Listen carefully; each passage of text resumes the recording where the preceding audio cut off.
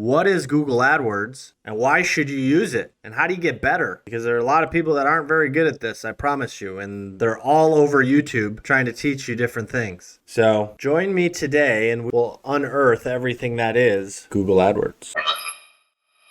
We're back. We're officially on day 22, which means we've had 21 days past. And that means 3 weeks into the businesses. We keep grinding. I'm very impressed with where we are at with thegiftyak.com. Currently have a fully operational affiliate website with 6 articles and I want to say about 8 articles under contract. And that's just going to keep going up. We're going to end up having over 50,000 words on the website by the end of this month. And we really only started article production about a week ago. And so today we're going to focus on a topic near and dear to my heart. So prior to all of this craziness with MattyAds and the Gift Yak, I was a digital marketer in Silicon Valley. And for a number of years, I managed very, very large marketing budgets on Google AdWords, or Google Ads as it's now called. Probably invested, probably over $50 million of some of the highest growth startups in Silicon Valley to grow their businesses. And so I'm going to take you through all of the steps to set up your Google AdWords account and teach you all the tricks and things you need to be aware of within that account. Show you some examples because we're going to be using Google Ads to help scale our business once we're ready, right? We can turn on and off the traffic faucet that is Google Ads. Now we're going to do it a little bit differently than when I was working agency side, when I had $1 million monthly budgets. I don't have $1 million monthly budget. I'm going to have to be very judicious with the dollars that I invest. And because we're an affiliate, it's a little bit more difficult to track our performance. So we'll talk a little bit about that as well. But today is going to be all about what is Google AdWords and why should you use it and how do you get better? Because there are a lot of people that aren't very good at this, I promise you. And they're all over YouTube trying to teach you different things. So join me today and we'll unearth everything that is Google AdWords. All right. So first step for your business or for our business is setting up a Google Ads account. So what is Google Ads? Well, here's an example, right? If you're not familiar at all with Google Ads, you probably just haven't been paying attention. Any search that you do on Google produces an ad that Google serves. And so that's how Google makes money. There are several different types of ads that you can run and several different placements that you can run. And we'll go into each of those in this video. The obvious ones are what we would call search. So if you search for something, this type of ad will show up. The other one is shopping, which also shows up when you do a search. Type in red shoes. What do you see up here, right? You see shopping ads. So you can run these. Another one that you probably see a lot but don't recognize is something called a display banner. Websites like the Gift Yak can opt in to allow banners to be shown on their website, and then advertisers can bid on that. It's all programmatic. It's not like you are bidding specifically on my website, but you are bidding on placements or audiences, and then your ad will show. So those are display banners. The last really big one I would call out is YouTube. YouTube is the second largest search engine in the world, only behind Google search. And there are plenty of advertisements on YouTube. Needless to say, there is a lot of stuff you can do with Google Ads. And unless you come from the agency side like I have, and unless you come from a good agency like I have, you're going to run into a lot of bad advice. Let me just put it that way. So be very careful with who you get advice from and who you listen to before you invest your own dollars here. If you're coming here and you're seeing my video and you're coming from the agency side, or you're just starting on digital marketing, you probably have some guardrails set up within your own company so you don't do anything wrong. But I still think there are strong practitioners and then there are a lot of weak practitioners out there. It's just part of the game. There's very little barrier to entry when it comes to Google Ads. And the last thing I'll say to that before we dive in and start getting set up is there's a lot of talk about getting Google certified or getting your certification with Google Ads or Google AdWords. In my world, there is no value to that. The high growth startups that we worked with in Silicon Valley would find no value in somebody saying that they are Google certified. You might run into small business owners who don't know any better and think that that is something impressive. But the reason I bring it up is because there's a lot of YouTube videos and people who promise that if you get Google certified, you will make hundreds of dollars an hour. I don't think that's the case. I think those are clickbait videos, and you should be very wary of people who are giving you that information. Being Google Ads certified involves taking two very super basic tests where you can just look up the answers online.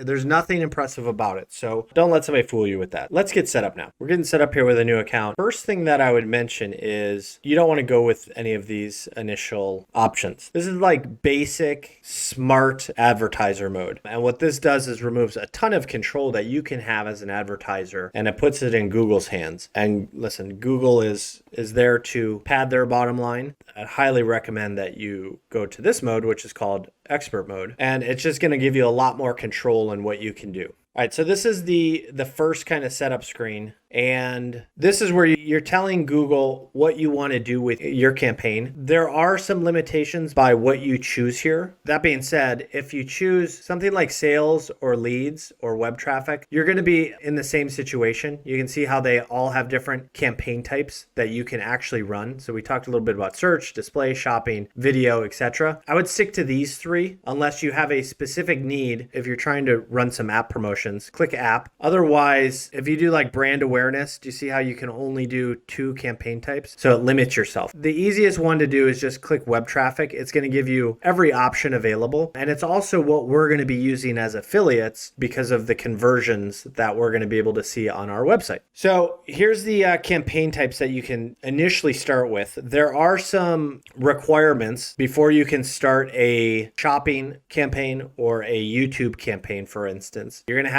have a YouTube account linked. And then for shopping, you're going to need to have what's called a product feed. So if you are selling your own product, you can run Google Shopping. If you're an affiliate, you cannot. For me, this is not going to be an issue. I'm not going to be running any Google Shopping campaigns, but I will be running search and I will be running display. I'm going to start with just search just to go through the process. So here you just enter your website. Conversion actions we'll talk about and we will add them, just not right now. If you have a website, let's say we're bestbuy.com, right? So you could have a conversion action that fires or tracks somebody whenever they come to the product promo page. You could have a conversion action for anybody who hits an add to cart button, right? That is in action. That is signifying intent. And then you could have a conversion action for the most important thing for a business, which is when somebody buys. So you want to have all of these quote unquote conversion events set up as you build out your website. The gift jack is going to be a little bit different. So the gift jack, there is no add to cart, right? There is no buy button.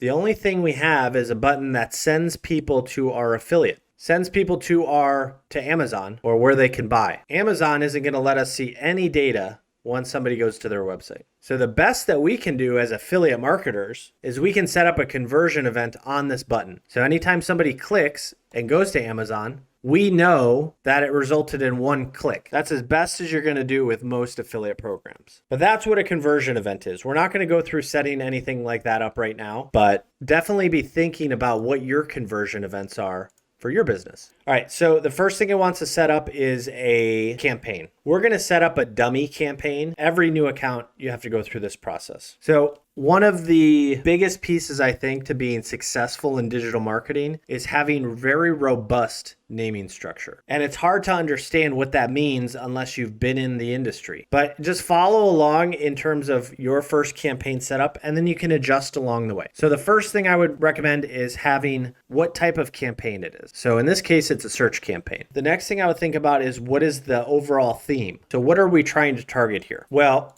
I'm going to go after this industry first. I'm going to try and target keywords that are relevant to these articles. All right. So as you can see, it's like Valentine's Day gift ideas for toddlers, Valentine gift ideas for sister. Those are the literal keywords that I'm going to go after. All right. So I think my first campaign will be a Valentine's campaign. And then I want to say what type of keyword match type it is. So you'll learn a little bit about that in a minute. But for the purposes of this video, we're just going to say it's an exact match campaign. And then I also want to note where we're targeting it. So we're targeting it in the US. So what does this do for me? Well, as a digital marketer, I can very easily see what this campaign is doing, right? It's a search campaign. It's targeting Valentine's keywords. It's targeting exact match keywords, and it's only targeting people in the US. Now, it doesn't really matter if you're only running one campaign campaign, but imagine you're running 600 campaigns. Then you get to an issue of scale where you need this set up. So start from the beginning having this. Search network, this means that we're going to target people who type in a search query into Google. So if they type in Valentine's gifts for him, you can see it has a search ad and shopping ads. Search network means it's going to show up on Google. Search partners means that can show up on other search networks. Generally, you don't want to include this. It's going to be cheaper, but lower quality traffic. Keep this off until you become more familiar with just overall search network. And then display network, we want to have this off for a search campaign. What this basically means is that Google can use your keyword and your advertisement for that and go and try and target display placements on websites. If we want to target display, we'll do so in a separate campaign so we can track the results separately from search network. We're going to target the US. We're going to target English. Audience, don't worry about audience on search campaigns. There's something called targeting and observation. Just know this. If you have it set as targeting, that means you are only running advertisements to that audience. The opposite is true with observation. You can basically track the performance of a specific audience in observation mode. Just leave it on observation unless you really understand what this targeting feature is going to do. Budget, we're just going to set up like $10 a day. It's just a dummy campaign. Bidding is important. So bidding decides how Google is going to optimize our campaign. More options open up with the longer and more data your account has. Right now, we can really only target clicks or we can target impression share, which are two separate things. Clicks are somebody actually clicking on this link, right? We can say, hey, we only want to pay 50 cents per click. And Google has an auction that runs in the background that will determine, hey, Matt wants to spend 50 cents per click. How should we rank him in the auction? And I might come in first. I might come in fifth. I might not show up at all, right? And then I'll have to increase my bid in the auction. The other way is to say, hey, I want to bid to have 100% of the impression share. So impression share means when somebody sees the advertisement, that would be 100% impression share. If you showed up down here, not everybody scrolls down to the bottom. And so you might only have 50% impression share. So I would not recommend anybody bidding to impression share unless they have a specific reason. So we're going to just focus on clicks for right now. As we get conversion events in the account, we'll be able to optimize and bid towards them, right? You see how it's grayed out? So bidding towards a conversion means you're effectively setting a price cap for how much you're willing to pay for a conversion. We talked about what some of those are. And so we might get to a point where we know, hey, if we pay 50 cents per click to Amazon, we're profitable. And so we'll have to figure out that math, but that comes later once we actually have data. Once our account has been set up for, call it a month or so, we would turn this on. There are things called ad extensions that we will be utilizing with every search campaign that we run. And I'll give you an example of what those look like. Here's your ad. It has a title, and then after this dash, it has another title. And after that dash, it has a third title. So you can do 3 titles. And then you can do 2 descriptions. So here's one description. And here's another, I believe. And then right here, this is what would be a call out extension. So you can see how that has call out extension. And then there's site links. This is a site link. So ad extensions are very important. They increase the real estate of your ad. You want to have at least 4 site links for every campaign or ad group that you're running, okay?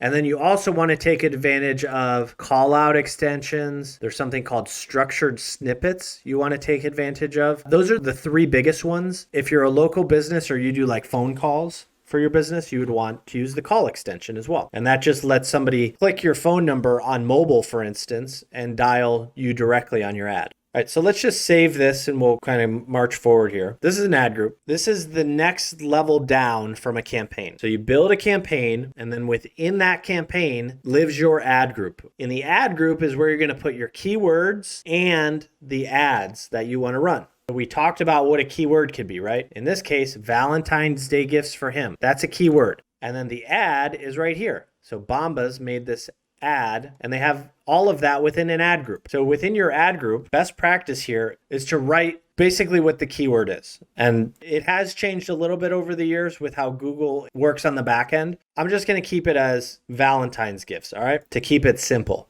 So you have one ad group, And then you can have many keywords within that ad group. So this is Google already pre-populating keywords for me. So Google has crawled my page, crawled my website, and knows what my website is about. And now it's saying, hey, we see a ton of articles about Valentine's Day. Why don't you try targeting these? And then on the far right, they say, for $10 a day, we think we can get you 16 clicks, and the average cost per click, or average CPC, would be around 64 cents. You can use this as kind of a guideline. I don't know if I trust those numbers. I feel like maybe the cost per click is a little bit high, but maybe if we removed some of these more expensive keywords, we'd be okay. But let's chop this down. We don't want to target all of those things, right? We want to be very meticulous. So we're using this as an example, but here's the reality.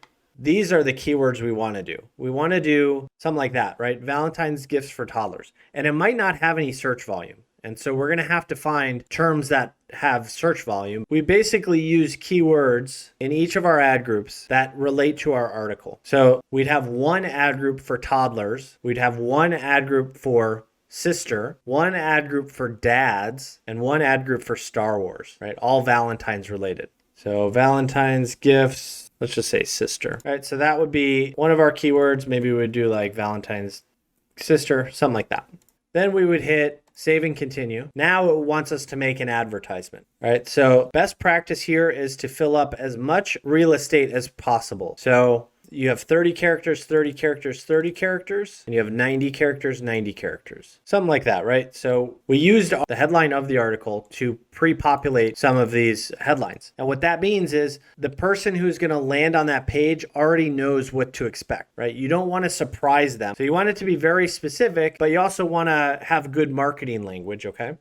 And then the description lines very quickly turned my headline and descriptions into an advertisement. Now, the last thing I want to do is I want to make sure that I'm pointing them to my article. If you are pointing them to your homepage, make sure you craft the advertisement to be what exists on your homepage. For me, I'm trying to get people to go to my articles because my article is where they can actually purchase. We're just going to go with that. So my information is already set up here because I already have another ad account that I have, but I'm just going to hit submit. There's our campaign. All right. And it's already set up. It's exactly how we want it to be. A best practice here is to go to columns. All right. And we want to just set up our columns to see the performance. So when you get into your account, just do this as a best practice. You want it to be impressions and then clicks and then something called click-through rate or CTR. This will allow you to see how many people clicked your ad versus how many people saw it. Then you'll want to have cost. That's how much you're paying.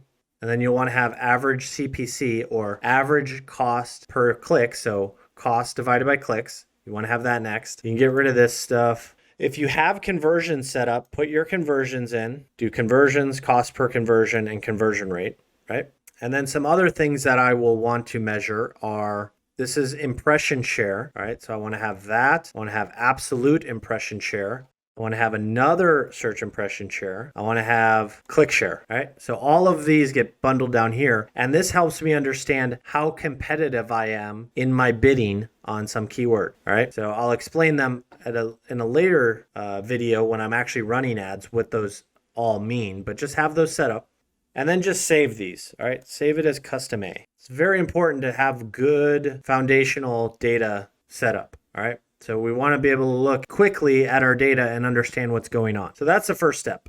We have our whole account set up. So you'll want to set up billing if you haven't. I've already done that. We should connect our Google Analytics. So I went up there, click Google Analytics, gift yak. So it looks like it might already be connected. So we want to just go into Google Analytics, go to admin, go to link setup, and then confirm that. All right, I'm going to leave those default settings and then I'll submit.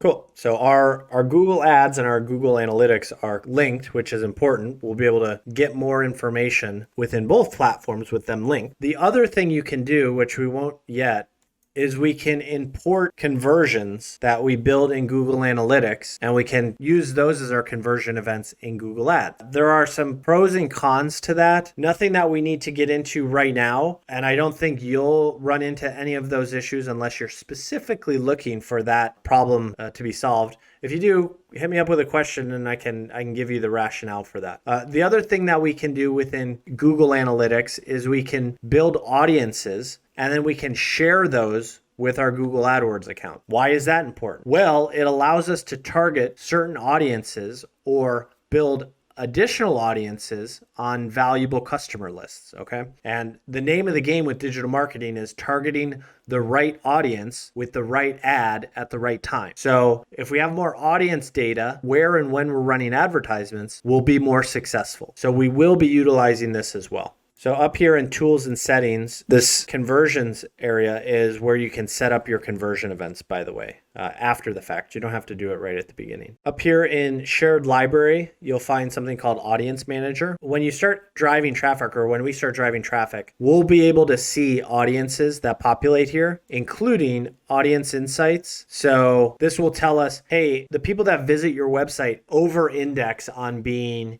in market for dog treats. The value there is if you know where your customers over-index based on Google search history and their data, then you can go and target more of those same audiences. So maybe we go out and build a campaign around people who are in market for dog treats because for some reason they are over-indexing to our website, and so they are likely to be more valuable.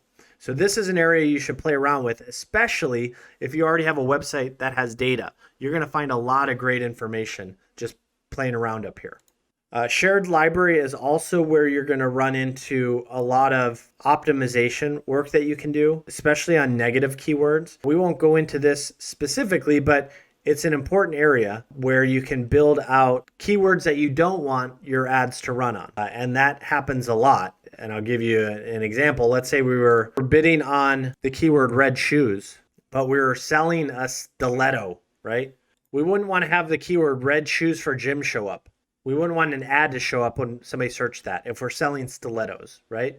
And so we can use negative keywords to negative out words like gym or whatever else that is not related to our product. Probably a lot of value will come from this planning area for beginners or even intermediates to Google Ads. The area that I would focus on is this keyword planner. So what keyword planner allows you to do is build out keyword lists for your advertisements or for targeting. They have one section that allows you to discover new ideas that's based on your website or your keywords that exist. The other one is this box, which allows you to get volume forecasts, all right? We've done some of this already with Ahrefs, if you recall, right? We did a lot of keyword research to see what articles we should target.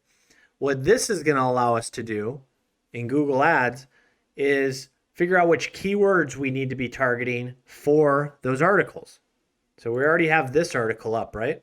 Valentine gifts for your sister. Well, we know we probably need these two words, right? So Valentine's gift, and we probably need sister. So let's see what pops up if we plug that in. So we don't have any impression volume on that, all right? So we're going to have to find a bigger list of keywords if we're going to focus on that keyword. So maybe we could try putting it here. All right. So now we do have some data. So what came up? Valentine's Day gift for your sister, Valentine's gift for sister, sister Valentine's Day gift, right? You can read through these. Pretty low volume. We're talking about maybe 1,000 searches per month. But what else do we notice? We also see that the competition is low.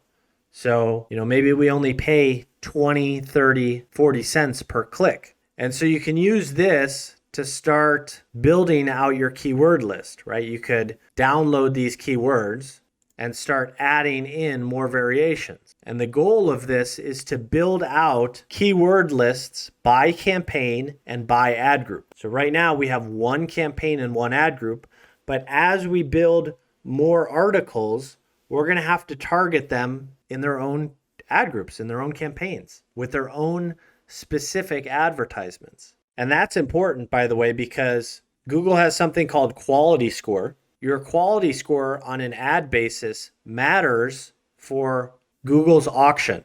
Lower quality scores means you will pay more to win the same auction as somebody with a higher quality score. And so things that you can do to make your quality score higher are running very specific ads to your keywords. The advertisement that we built for Valentine's Day Gift Sister came right from our landing page. So the person that clicks that ad is going to land on a page that talks exactly about what the ad did. So that means Google is going to see us as favorable. Our quality score is going to be higher as a result. So you want to make sure you hyper tailor every ad you write and make sure that it is tied to the same keyword themes, let's call them. If I wrote that same ad and just pointed them to my homepage, for instance, my quality score would go down because here's the user experience. The user experience is I'm expecting 17 unique Valentine's Day gifts for my sister based on the advertisement. But when I land, I see ride with the yak for your gifting needs. And I see best keto gift ideas and best popular Reddit gift ideas, toddler gift ideas. Right? I don't see what I came looking for. And so Google's going to make us pay more to land them on this page because it has no relevance. So rather than try and target a lot of things out of the gate, make sure you target granularly with the right ad copy and the right keyword sets and the right landing pages. Do that and then scale up. Don't try and blast everything out to the world and do it haphazardly because you're going to end up paying more per click and have lower quality scores. So quality score is very important. So you can spend a lot of time up here, which I will to some extent. I also have Ahrefs, this tool, right, which is also going to allow me to do some keyword research. The nice thing about Google Ads Keyword Planner is that it's free, right? I haven't paid anything to get access to this. So you could potentially just set up your own account and use this for free, whereas I pay to use Ahrefs. All right, so Keyword Planner is great. There are some other ones. You can use Reach Planner, Performance Planner. You can look at your ad preview. Reach Planner is for like display campaigns. Performance Planner is once you have a lot of data within your account, you can use this to find like other areas of opportunity for your KPIs or your key performance indicators. So some other areas that you're going to use when you're using Google Ads, you're going to use the campaign level, all right? If you go into the campaign, it's going to take you to the ad group. Now we're in the ad group level. Instead of the overview, I prefer seeing this. You're going to want to set up your columns again. All right? Make sure you have the same columns. Auction Insights will show you when you're running ads, is going to show you who else is running ads on that same keyword. So for us, we might see gifts.com or Dodo Bird or edible arrangements. For your business, it's going to depend on who your competitors are. But you can use some of this information to your advantage. The next level is going to be ads. So within each ad group, you're going to have your ads. This is the ad that we made. So that's what it looks like in here. We can hit this plus sign to make another one if we wanted to. In the same area is our ad extensions. We're going to want to set up our own ad extensions. All right. We're going to build site links. We're going to build call outs and structured snippets. All right, landing pages, you probably won't spend too much time on, but you can use this. I prefer using data within Google Analytics when I'm looking at landing pages, by the way. And then finally, within the ad group is the keyword. All right, so we put in a couple keywords here. So here's something I recommend. They defaulted me to this bidding called Maximize Click. So that's basically going to use your whole budget every day and try and get as many clicks. Go in there and set it to manual CPC. And then hit save. This is going to allow you to have much better control over your bids. All right. So for me, for instance, I might change this and say, hey, I only want to bid 25 cents on this keyword, the maximum I want to bid. And I can control my bids easier by doing it that way. So make sure you do that setting change. And then you have to adjust your bid as you start getting more data, right? And start checking on the performance there. You'll also be able to do that same bid at the ad group level. Whichever one you choose, stick with that one because different bids, if I have a bid here and a bid at keyword level, the keyword level outranks it. Your bid will be hard coded to the keyword level. So it's probably better to just bid at the keyword level. Outside of bids, another important thing that we talked about is negative keywords. You can either do them here or you can build them up in the shared library. I recommend doing it at the list level and then just associating it to the campaign. And then finally, a big piece to your keyword data is going to be search terms. So when we run ads, we're going to see exactly what people are searching for when on our keywords. if this was our keyword, somebody could have actually just typed in sister Valentine's. And so we'll want to make sure we're looking at these search terms to find anything if they're off base. Maybe if somebody's searching for like grandmother Valentine's gifts, probably want to add grandma as a negative keyword because that really doesn't have anything to do with our current advertisement. We'll also add some audiences here. This is where you can layer audiences. For search campaigns, not that important because you're not targeting the audience, you're targeting the keyword, but know that that's where you can put it. Same with demographic data. You can look very deeply at age, gender, household income, and see who's the most cost effective for your business. That's how I would use this information. My guess is that we're going to see females ages 35 to 54 are our biggest users. Settings is going to allow us to change the stuff we set up at the beginning. Some of the stuff, there's going to be settings at the ad group level, which we're at right now, and at the campaign level. So you can come in here and play with some of these things. I wouldn't change too much except make sure you change that bidding. Locations and ad schedules, not so important. As long as you're targeting the US or whatever regions, then just keep focusing on that. If you're targeting multiple countries or a specific set of states, you can click into here and you'll see specific data as it relates to those states or those countries. And then finally, I'd say an important area to think about is devices. So down here is going to allow us to look at how computer performance compares to mobile, compares to tablet. I'll tell you without a doubt, computers and mobile are going to be roughly the same in percentage. So call it 45% of your traffic will go to desktop, 45 will go to mobile phone. The other 10%, give or take, will go to tablets. So make sure you're building a good mobile experience for your website. You don't want to send mobile traffic if you have a really bad experience, or if they can't do an important step. If they have to buy something on your website, but they can't do it on mobile, it probably doesn't make sense to advertise to them. And so what you can do is you can click that and just say decrease by 100%. All right. This means you will not target mobile devices at all. So I don't want that, but maybe you do. You can do that with the other ones as well. So that was quickest overview of Google Ads. Again, from somebody who's done it at the highest levels for a long time. Those are the key areas you need to know if you're going to set up your own Google Ads account and run them. Now, it's going to get more exciting as I start running my own advertisements for thegiftyak.com, and we're going to be able to actually look at some data. Right now, we're just getting things set up. The only really missing pieces to the setup is conversion actions. We'll cover that in the future. And then audiences. You want to set up some basic audiences like somebody who's visited your site in the last 7 days. Somebody who's visited your site in the last 14 days. You want to kind of pre-populate those things just so you have the data accessible for future testing. But we'll go into that in greater detail later. Hopefully this was helpful from a beginner standpoint. There is a lot of intricacy when it comes to running and being successful in Google AdWords. And so let me know if you have any questions. I'm happy to answer them. I wanted to thank you all so much for tuning in. We'll catch you tomorrow. We'll be doing a similar video, but for Facebook ads, because we're also going to be running those. So we'll be talking about how we set up Facebook ads and more importantly, how we make creatives for Facebook because it's a much different game than Google search ads. So thank you all so much for joining me today. We will catch you tomorrow bright and early. Bye-bye.